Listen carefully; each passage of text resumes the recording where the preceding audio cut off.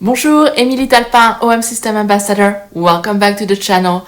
So for today's video, I'm going to explain the difference between focus stacking and focus bracketing. So let's get started.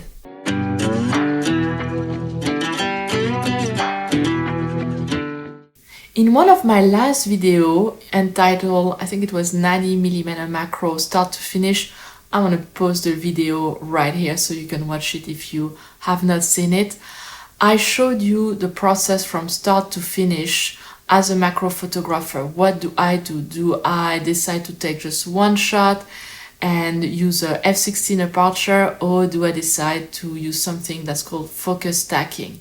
And I also mentioned that you could also use focus bracketing.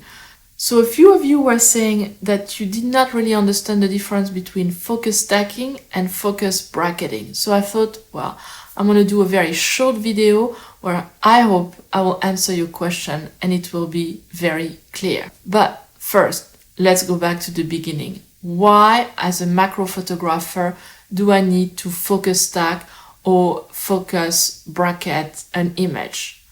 Well, your depth of field as a macro photographer is going to be very, very small. So if you're photographing a bug and you shoot wide open, you're only going to have maybe, a quarter of the eyes in focus. And that's not going to be a pleasing image. I mean, it's great to have a blurry background, but you still need to have most of the bug in focus, except like this one. This one, I only have the eyes and it works well. But most of the time, I will use focus stacking or focus bracketing, because if I use a wide open, let's take this example, that's a flower. This is f/22, f/18, f/14. So keep looking because you'll see the background is going to start to blur more and more. f/10, f/7.1, f/4.1, f/2.8. So you see the difference between f/22 and f/2.8. I like f/2.8 because it's a very nice background. It's not distracting me from my main subject, which is that foreground flower. But even on this image, I feel like f/2.8, it doesn't work well because the border of the flower are blurry. And that's when you need to focus stack. And that's when you need to take several shots and put them together. So that way you keep your flower, your foreground in focus, but your background is blurry. And that makes for a way better image. Now, focus stacking, how does it work? It's something that I have on my camera, on my OM system camera. I love it because basically it's my camera who's doing all the work. And here I'm going to go on menu 2. It's the computational modes, and you can see focus stacking. And focus stacking means that you're going to tell your camera, hey, you are going to take up to 15 shots and you're going to stack them. So the plus is that the camera is doing all the work, and at the end it's going to give you a JPEG. So sure, it's not a RAW, but at the same time you still are getting RAW images because those 15 images are RAW and JPEG. And then when you import them into Lightroom, if you decide that the end result, the JPEG, is not good enough, you can definitely focus stack those 15 images. And at least you can see in your viewfinder or in the back screen what your image looks like. So this is a huge advantage because you can decide, hey, actually my focus differential should be higher. You can pick from 1 to 10.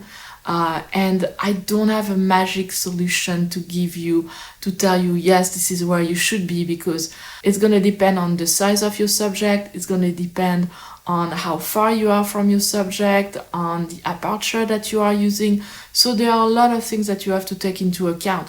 So my advice is start at 5 for focus differential, and then start with 8 or even 15 images. Why not? You can do 15 images. And then on the back of your screen, just analyze, those are all the images that my camera just took, and this is the end product. Are you satisfied? Should you change your aperture? Should you change your focus differential?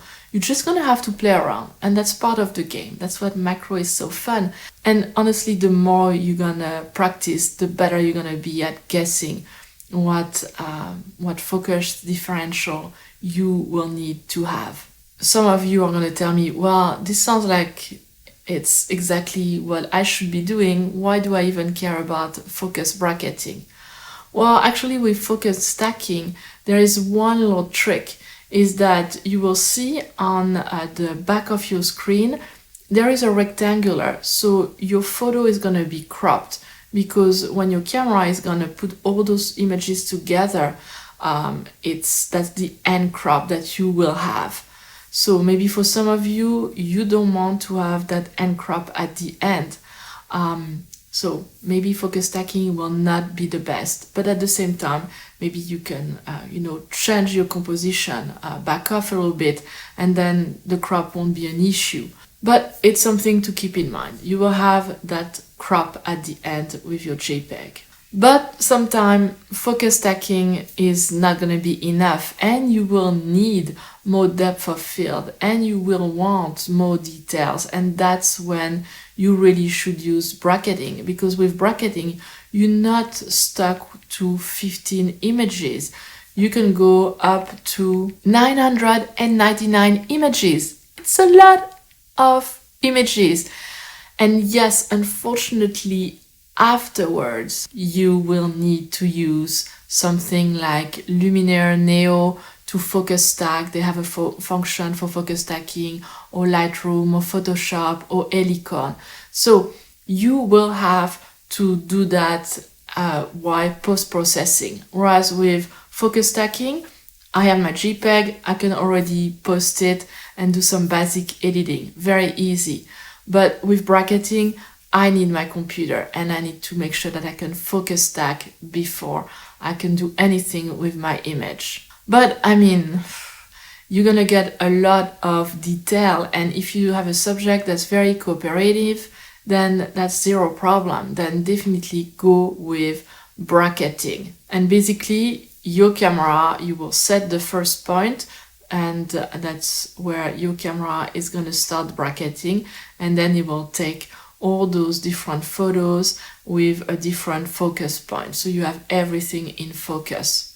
Oh, and one thing I should also mention is that with focus stacking, your camera, if you say this is my point where I want you to start focusing, with in-camera focus stacking, it will take a few shots before that point to make sure that you have everything in focus, and then it will go back.